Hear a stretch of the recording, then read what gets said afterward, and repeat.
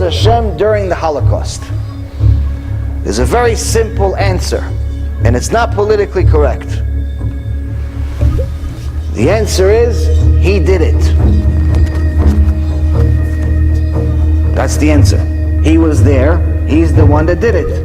And not only did He do it, He told us He would do it. He told us that He would do it 3,300 years ago in Parashat Kitavo. He also told us that He would do it in Parashat Bechukotai. When you look at the Torah codes for the Holocaust, you'll find many of them in Parashat Kitavo. But last but not least, if we forgot what was written in the Torah, He also told us about it in the Gemara, Masechet Megillah, page 6b.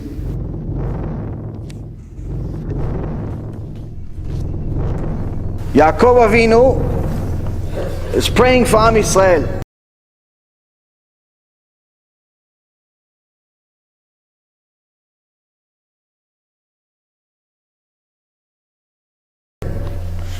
And he says, Master of the universe, do not grant Esav, meaning my brother, the wicked, the desire of his heart.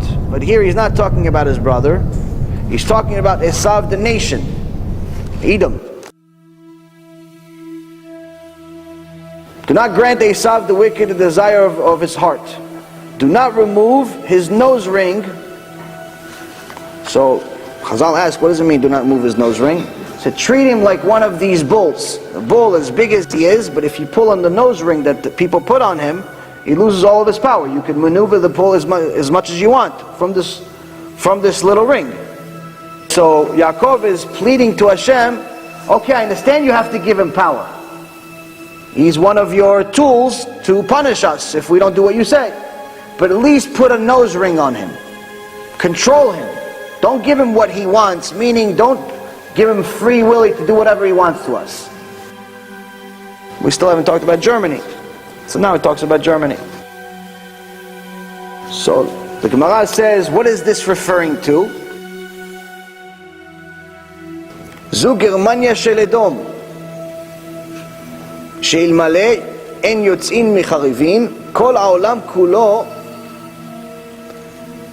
Translation, this is Germania, a royal province of Edom, who if they would but go forth, they would destroy the entire world. In Hebrew, the word for Germany is Germania. And it's saying this Germany is one of the descendants of Esav, of Edom. So now this could just be a coincidence. Germany, Germania.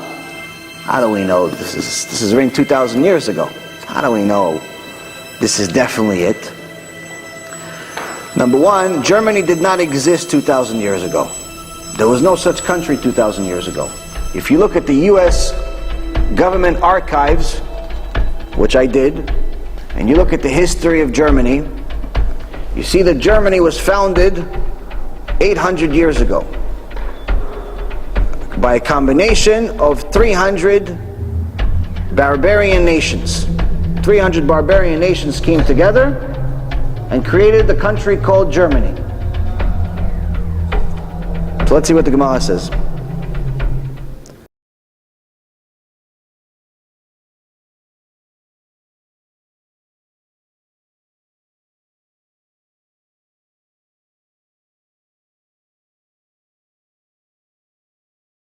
Rabbi Chama Bar Chanina, this is one of the sages,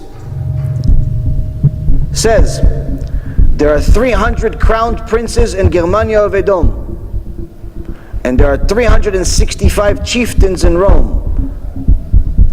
And every day one group goes forth to encounter the other group, and one of them is killed.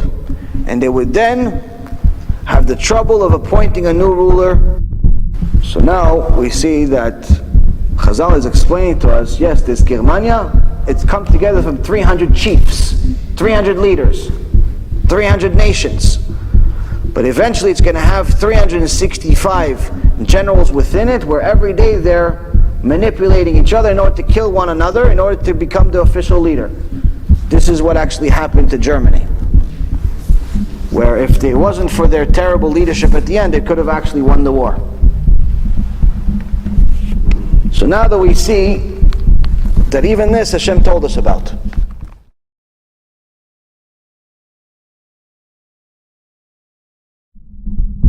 Hashem told us about everything. The Gemara and the sages is nothing to scoff at. It's not something that we say, who is this Rambam that made this halacha about Mechalel Shabbat is not considered Jewish? Who does he think he is? Who is this Rabbi Akiva that's saying that I have to keep kosher and I have to keep Shabbat and I have to lay tefillin? Who do they think they are? We just talked about them for the last hour. These are not regular people. There was actually a scientist that was a Nobel Prize winner, heard about Rambam, and he scoffed at it. He says, listen, I heard that there's a statue in Washington of the Rambam, and they call him one of the 18 most important people that ever lived. He was a physicist, he was a philosopher, something extraordinary. Doctor, major sage in the Torah. They don't know him for the major sage, they don't know him for the rabbi part. They know him for the everything else. He says, what's the big deal of this guy? Why do they make it such a big deal? And the rabbis that he came to says, Rambam lived almost 800 years ago, and his wisdom was something beyond our comprehension. He says, I'm a Nobel Prize winner, I know it's nothing big deal about him. Like, listen, Rambam not only wrote the halachot and broke down the Gemara, the oral Torah for us to understand what to do, what not to do, what's tahor, what's tarif, black, white. He told us exactly what to do. But he did it in a similar style. The Avdil, obviously, the big difference, but nonetheless, he did it in a similar style as writing of how Hashem wrote the Torah. Meaning that Hashem did not put one extra letter in the entire Torah. Everything was precisely there. And there's not one extra letter, there's not one extra sentence, there's not one extra dot in the Torah. Meaning that Hashem used the least amount of letters, least amount of words to provide the most amount of information. Einstein used to say, if you can't explain something in a simple way, then you don't understand it well enough. If you truly understand something, that means that you have to be able to explain it to anyone, including a 4-year-old child. To show true wisdom, you have to show it in the least amount of words. Like sometimes you see books, and they're 800 pages, but in reality the guy could have written all of that information in 30 pages. Why did he write it in 800 pages? Either number one, he doesn't know the information well enough, or number two, he knows no one's going to buy a 30-page book for $50. But they'll buy an 800-page book because it looks more significant. So the Rambam wrote the halachot in the least amount of words. So this scientist scoffed at it and he said, what's the big deal? Give me an halacha, I'll learn this halacha, and I'll write it in the least amount, less words than him. He said, okay, learn the simplest halacha there is. Whatever you pick, you do. Go work on it as much as you want, then come back to us and explain that halacha, the entire halacha, in the least amount of words. He worked. Several months later, he came back. He says, okay, this is the halacha. He wrote the halacha. He wrote it in 31 words. They peeked at the Rambam, like, no, a little less. Few more months, 27 words. A little less. Few more months, he got it down to 21 words. Explaining an entire halacha. Entire halacha, you could read several books about one halacha. So this is actually, he's not a fool. But nonetheless, he got to 21 words. It's like, he was completely confident.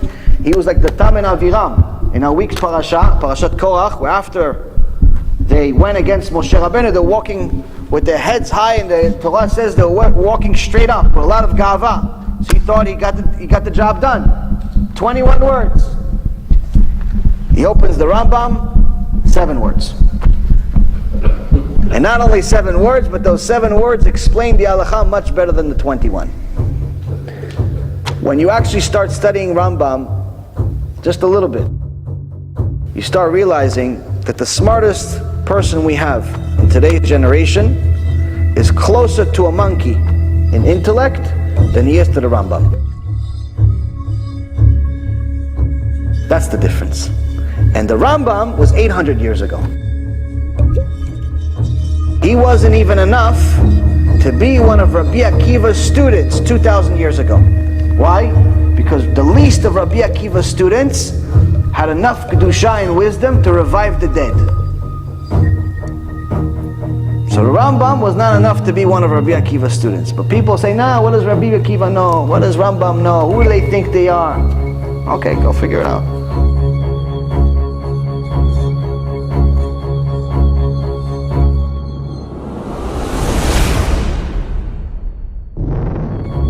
So you understand? So when we talk about the sages, it's not talking about regular normal people. To us, it's as foreign as it could be. It's closer to being an alien than it is to be a man.